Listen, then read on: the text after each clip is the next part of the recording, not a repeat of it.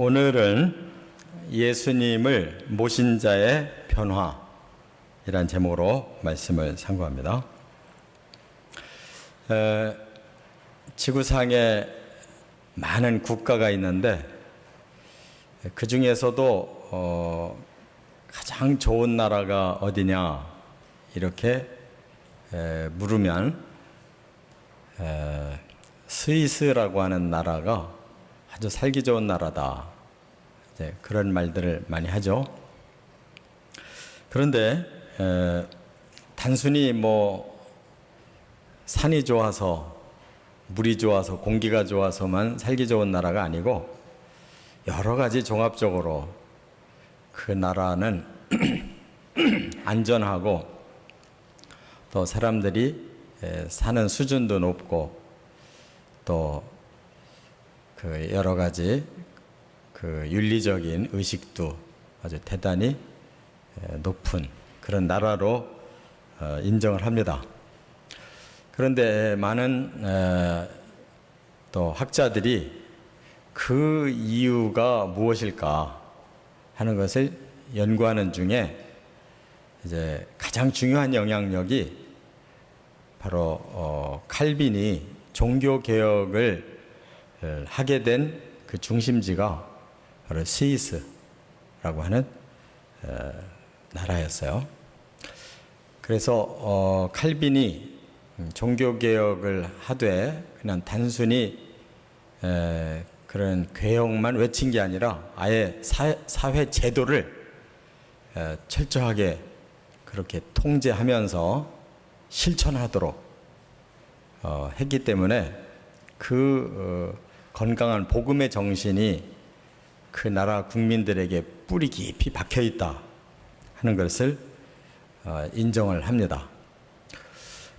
또 하나 가장 잘 사는 나라가 어디냐 이렇게 물어보면 이제 미국이라고 대답을 하는데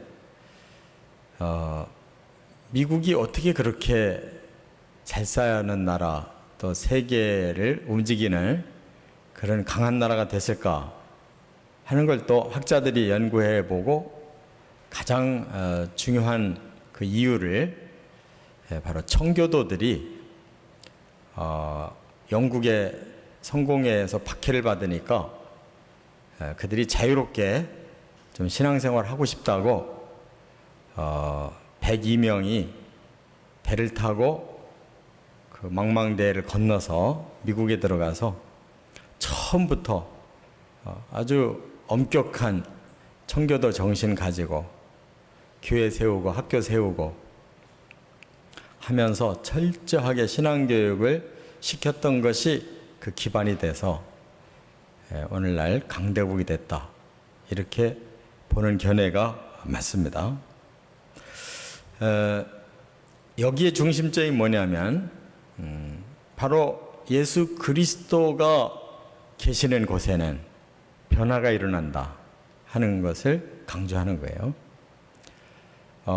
독일도 지금 세계 여러 나라 중에서도 가장 강하고 견고한 나라 중에 하나잖아요. 바로 거기서도 종교개혁이 일어난 그런 마틴 루터의 그 영향력이 그 국민들 저변에 깊이 깔려 있다. 제가 몇 나라 이렇게 얘기를 했지만 그 중심점이 바로 예수 그리스도의 복음이 들어가고 예수님의 그 정신이 그 속에 있는 그런 나라들이 오늘날에도 그 영향력을 끼치고 있다 하는 것입니다. 우리나라도 이제 선교 역사는 짧아도 세계에서 이렇게 복음화가 빨리 된 나라가 없어요.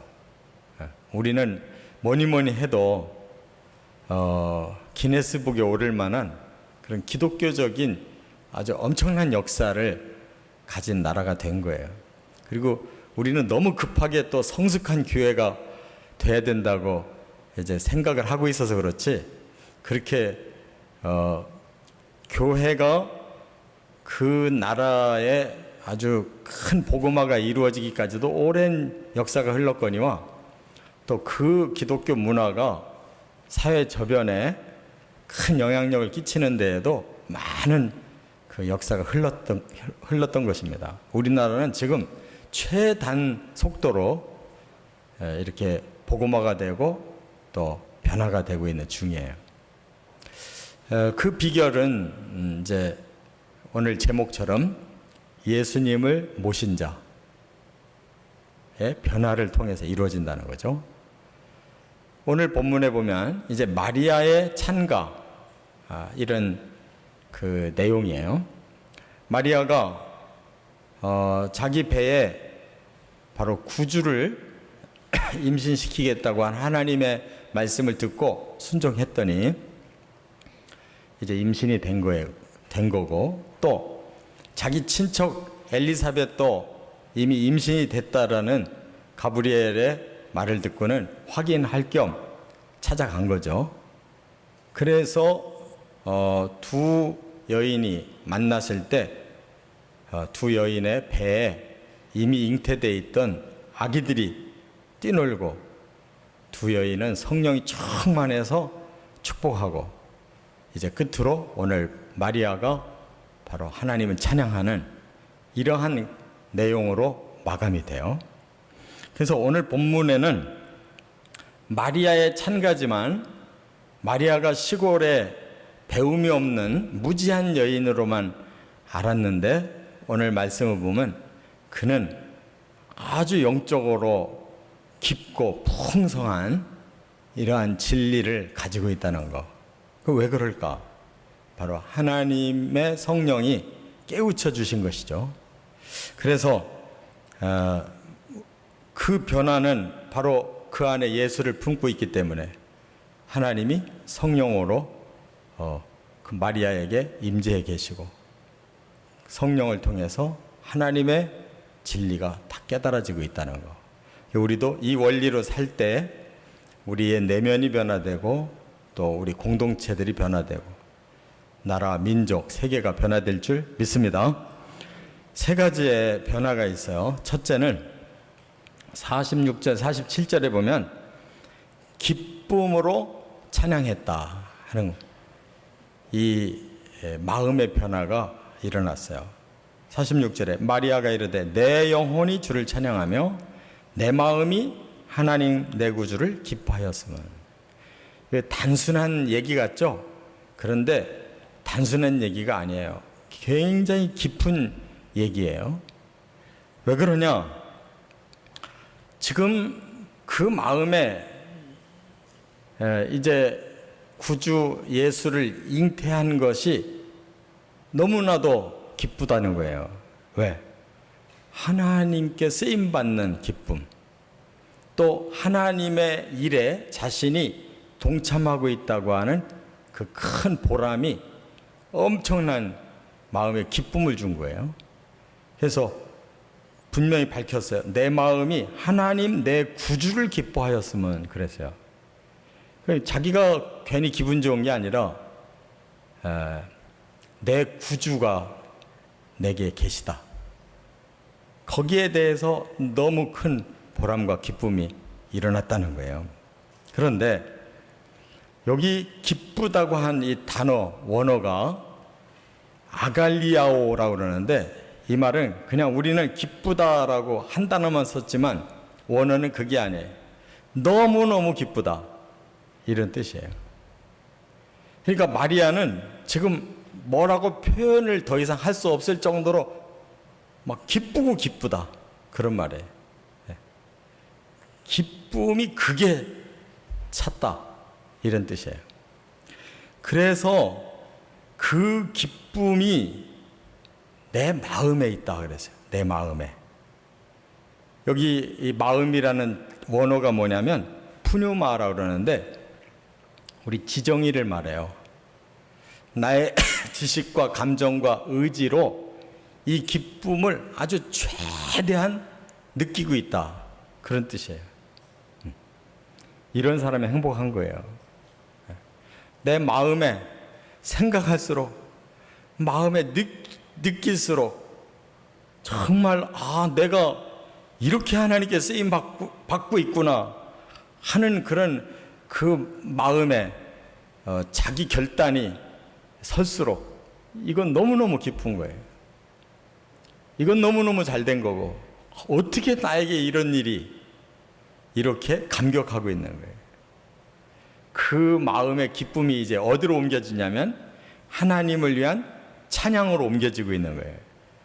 먼저 기쁨이 있으니까 그 다음에 자연스럽게 하나님께 영광 돌리기 위해서 찬양을 하고 있는 거예요. 그런데 여기에 이 찬양을 누가 하느냐면 내 영혼이 한다 이렇게 말하고 있어요. 여기서 내 마음과 내 영혼은 달라요. 마음은 지정의 나를 말하고 내 영혼은 나의 영을 말하는 거예요. 찬양은 영으로 하나님께 하는 거예요. 할렐루야. 우리의 사람이 별거 아닌 것 같아도 대단한 기능이 있는 거예요. 나라고 하는 존재가 있고 하나님과 교제할 수 있는 영이 또 내 영이 또 들어있어요. 그래서 이제는 그 마음을, 그 기쁨을 내 영으로 하나님 앞에 보여드리는 것이 찬양이다. 세상의 유행가는 어떻게 불러요? 안 불러보신 분들처럼 가만히 계시는데 여러분들이 유행가 부를 때 어떻게 불러요? 여러분 감정으로 부르지. 내 기분으로 불러요. 우울하면 슬프게, 기쁨은 즐겁게, 이렇게 내 감정으로 부르죠. 찬송은 그렇게 부르는 게 아니에요. 찬송은 어떻게? 하나님을 향한 영으로 불러요. 하나님께 영광을 돌리는 마음으로 부르는 거예요. 하나님의 영과 내 영이 통하는. 그래서 영적으로 충만해지는 것이 찬양인 줄 믿습니다. 지금 마리아는 그렇게 지금 하고 있는 거예요. 이게 보통 차원이 아니잖아요. 저 시골 여자 아무것도 모르는 사람이 한마디 던지는 게 아니에요. 이거는 성경을 깊이 깨달은 사람이 고백하는 단어다 그 말이에요. 그렇기 때문에 우리는 여기서 어떻게 살아야 되는가를 알아요. 내 마음에 먼저 기쁨이 충만해져야 되고 그 다음에 그것을 하나님께로 영광을 돌려야 된다는 것이, 이게 예수 믿고 오는 변화다 하는 걸 깨달아야 될 줄 믿습니다. 그래서 빌립보서 4장 4절에도 이런 말씀이 있어요. 주 안에서 항상 기뻐하라. 내가 다시 말하노니 기뻐하라 그랬어요. 여기서 앞에 단어가 싹 빼버리면 이 아무것도 아니에요. 기쁨이 어디서 나와요? 주 안에서. 주님을 통해서 내가 변화가 왔기 때문에 주님 때문에 기쁜 거예요. 내가 주 안에 있기 때문에 기쁜 거예요. 내가 주님을 위해 살기 때문에 기쁘고, 다 주 안에서 내게 이 기쁨이 생겼다는 거예요. 그러면 자동적으로 신령한 찬양이 하나님께로 올려지는 것입니다. 이것처럼 행복한 일이 없어요. 우리가 보통 기분이 좋으면 무슨 호르몬이 나온다 그러죠? 엔돌핀. 그렇죠? 사랑하는 사람끼리 아주 기분 좋은 노래를 부른다든지 맛있는 걸 먹는다든지 이렇게 즐거운 시간에 엔돌핀이 솟는다 그러죠. 또 도파민이 생기고 세로토닌이 생기고 이런 걸 얘기하는데, 그 정도는 아무것도 아닌 새로운 호르몬을 발견했대요. 엔돌핀의 4000배가 되는 아주 강력한 호르몬, 좋은 호르몬이 나온다는데, 그게 바로 다이돌핀이라고 그러는데요. 다이돌핀. 앞으로는 엔돌핀은 이제 그만 얘기하고 다이돌핀 나오냐, 이게 중요한 거예요. 근데 다이돌핀은 어떨 때 나오느냐? 아주 극적인 이런 깨달음, 마리아 같이 이런 깨달음이 있을 때 나오는 게 다이돌핀이에요. 할렐루야. 우리는 그런 게 나올 수 있는 사람들이에요. 그냥 사랑하는 사람이 I love you 하는 정도로 안 되는 거예요. 이거는 하나님의 그 무궁무진하신 그 사랑의 계획이 바로 내 마음에 부어지고 내가 거기에 쓰임받고 이건 뭐 말로 표현할 수 없이 감격스러운 거예요. 그래서 끓어오르는 이 기쁨 속에 다이돌핀이 생긴다는 거예요. 그러면 엔돌핀보다도 4000배가 강한 다이돌핀이 흐르면 어떻게 되겠어요? 그냥 우리 영혼 몸이 뭐 한순간에 맑아지고 뭐 지저분한 게 다 깨끗하게 치워되는 거죠. 할렐루야. 두 번째 어떤 변화가 오느냐, 48절 49절에 보니까 하나님께 영광을 돌리는 간증을 했다는 거예요. 이번에는 막 기뻐서 찬양을 하는 것도 대단한데 또 자기 자신이 이 받은 이 놀라운 은혜에 대해서 가만히 못 있는 거예요. 그래서 간증을 함으로써 하나님께 영광을 또 돌리고 있어요. 자, 여기 48절에 이렇게 말했어요. 그의 여종의 비천함을 돌보셨음이라. 보라, 이제 후로는 만세의 날을 복이 있다 일컬으리로다. 능하신 이가 큰 일을 내게 행하셨으니 그 이름이 거룩하시며. 이것도 아무 단어나 막 한 게 아니에요. 얼마나 정제된 단어인지 몰라요. 얼마나 깊은 단어인지 몰라요. 자신은 어떤 사람이냐? 비천한 사람이래요. 그런데 나에게 역사하신 하나님 어떤 분이냐? 능하신 분이에요. 위대하신 분이다. 비천한 나와 위대하신 하나님이 지금 연결이 되어 있는 거예요. 여기서 간증이 나오는 거예요. 근데 큰 간증일수록 나와 하나님 사이에 격차가 큰 거예요. 그래야 큰 간증이 나오는 거예요. 내가 항상 잘났고 자신만만하고 뭐든지 뭐 하고 싶은 대로 다 하고 사는 사람은 하나님 앞에 아쉬운 게 없어요. 그런 사람은 간증이 나올 수가 없어요. 근데 마리아처럼 나 같은 비천한 사람, 그 위대하신 하나님이 나를 이렇게 쓰셨기에 나는 만세에 복받은 여자로 온 세상에 알려지게 됐다. 만세라는 건 뭐예요? 이게 아니고 영원히 이 역사의 끝까지 나라는 여자는 이렇게 하나님 앞에 쓰임받았다라고, 복받은 여자라고 온 세상에 알려지게 됐다네. 그래서 너무너무 감사하다는 거죠. 자신을 낮추고 자신을 깊이 들여다보는 사람이야만 이 간증을 할 수 있어요. 하나님을 얼마나 높고 높은 분인가를 깨닫는 사람만이 이 간증이 나오는 거예요. 이 격차가 커야 제대로 간증이 나온다는 거 깨달으시 바랍니다. 그렇기 때문에 사람은 신앙이 생기고 예수가 내 안에 들어오면 어떻게 되냐면 자꾸 나를 낮추게 돼 있어요. 형편없는 나를 자꾸 발견하고 점점 고백하게 돼 있어요. 그리고 하나님이 점점 위대하다는 걸 깨닫고 고백하게 돼 있어요. 거기서 매치가 되고 거기서 나오는 모든 것이 하나님의 은혜이기 때문에 그게 다 간증거리다, 그런 말이에요. 사도 바울의 간증을 들어보면 그래요. 사실 사도 바울은 우리보다 훨씬 훌륭한 사람이에요. 그는 로마 시대에 태어나면서부터 시민이었어요. 그런 사람들 아주 특권을 가진 사람들이에요. 요즘 뭐 미국 시민권 굉장히 부러워하는데 그런 아무것도 아니에요. 로마의 시민권을 가지면 황제에게만 재판을 받아요. 다른 사람이 감히 건들지를 못해.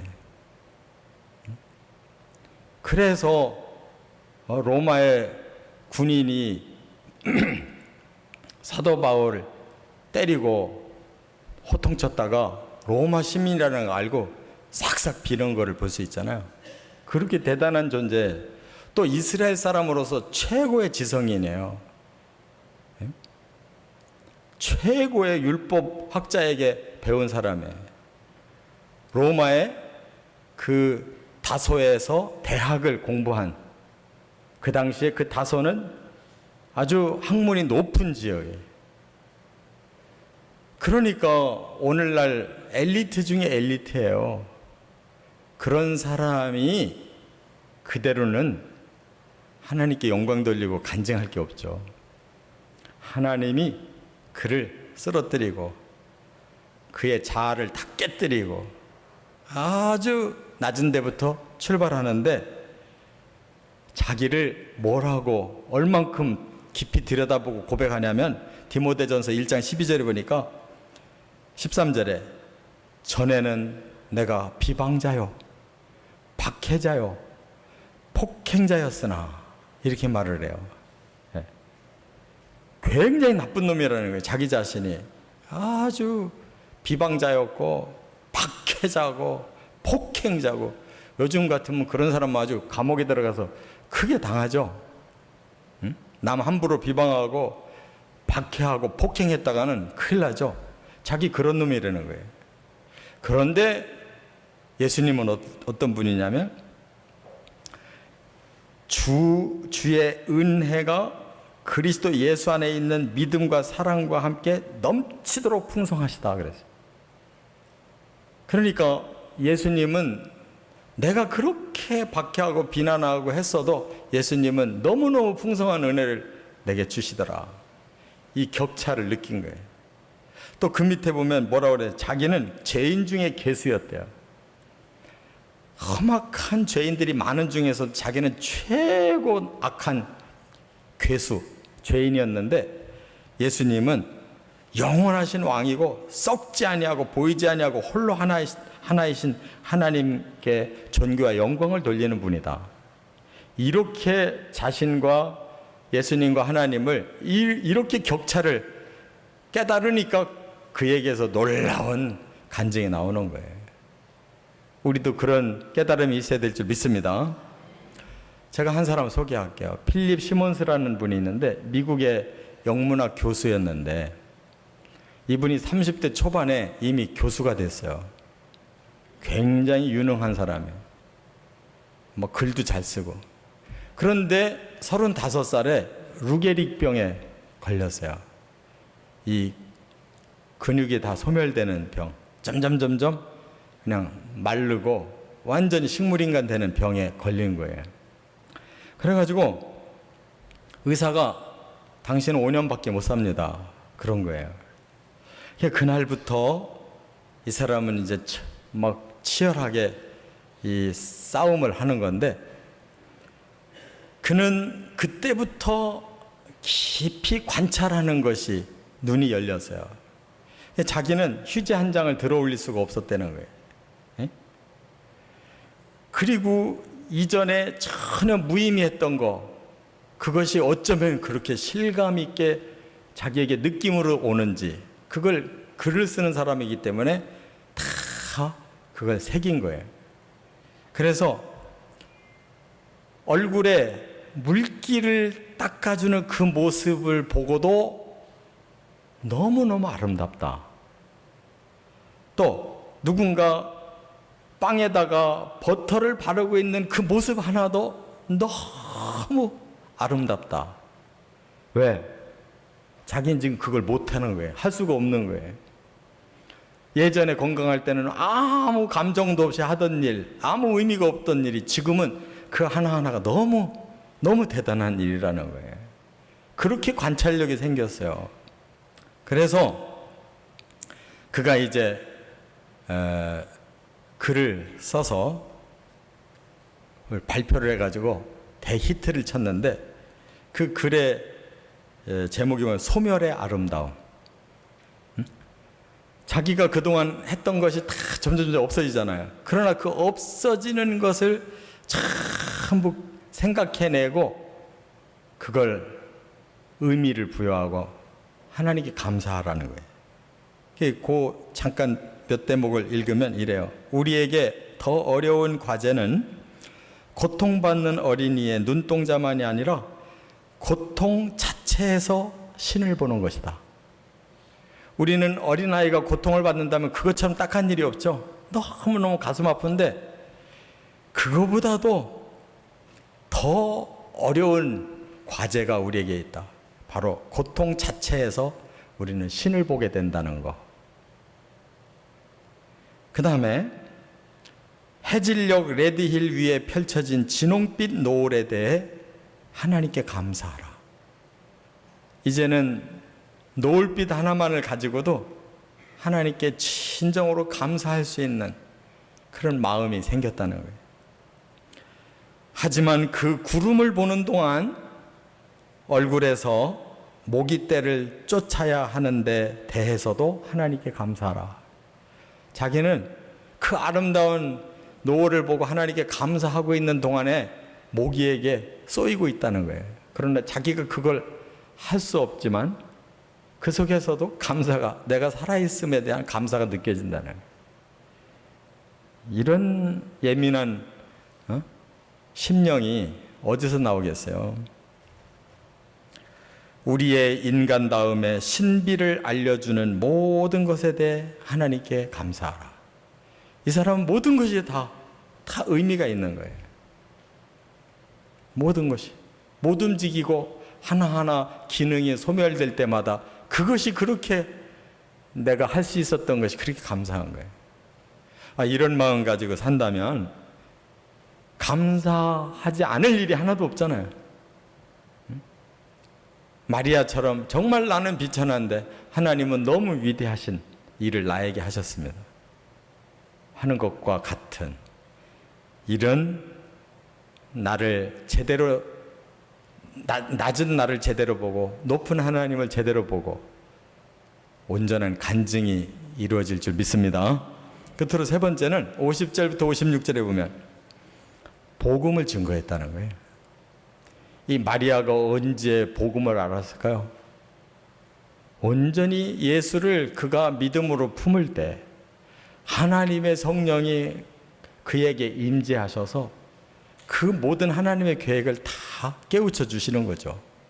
그랬더니 그가 복음을 선포하고 있어요. 여기 보면 50절, 51절에 그런 말을 해요. 하나님을 두려워하는 자에게 긍휼을 주시고 교만한 자는 흩으신다.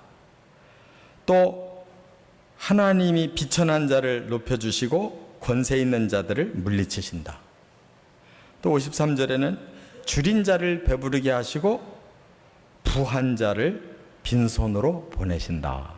이렇게 말을 하고 있어요. 근데 이게 복음이에요. 왜 그런 줄 아세요? 바로 예수님이 복음을 그렇게 전하셨어요.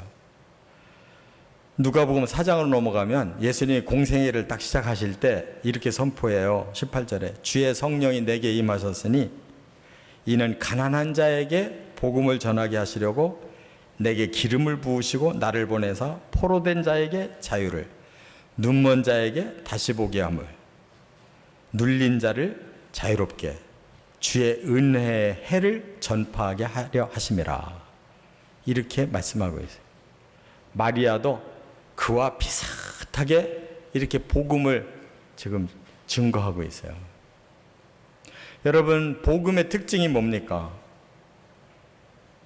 구원이 필요한 자에게는 구원을 주신다는 거예요. 그러나 악한 자에게는 하나님이 공의의 심판을 하신다. 이게 복음이에요. 우리는 정말 구원이 필요한 사람인가?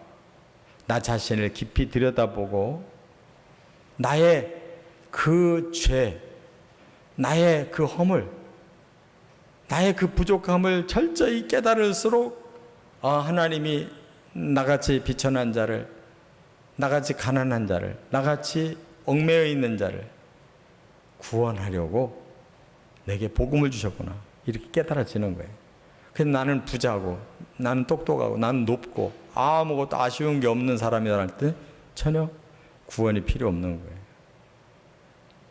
바로 마리아와 같이 이렇게 철저하게 자신은 구원이 필요한 자라는 걸 깨닫고 나 같은 자에게 이렇게 비천한 나를 높여주셨다는 거예요. 이와 같이 가난한 자에게 풍성하게 주시는 하나님이시라는 거예요. 이렇게 아브라함의 그 자손이라고 하는 그 언약 때문에 하나님은 오늘 내게 그 언약을 지키셔서 이렇게 나 같은 사람을 구원해 주셨다는 거. 이걸 지금 고백하고 있다는 거예요.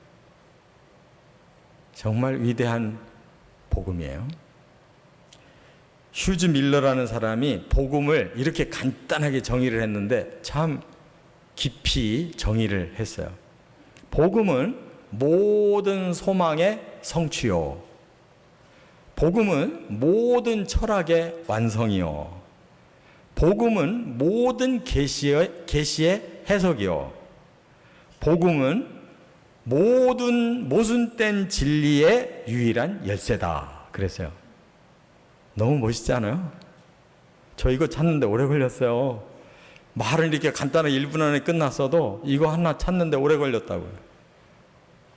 정말 깊이 연구한 사람이에요. 다시 한번 해야 되겠어요. 복음은 뭐냐? 모든 소망의 성취다. 복음은 뭐냐? 모든 철학의 완성이다. 복음은 뭐냐? 모든 계시의 해석이다. 결론이라는 거죠. 복음은 뭐냐? 모든 진리의 모순을 해결하는 유일한 열쇠다. 그래서 이보다 더 완벽하게 복음을 어떻게 설명하겠어요? 이제 말씀을 마칩니다. 우리 안에 이 복음이 들어오고 예수가 들어오면 변화가 생긴다는 거.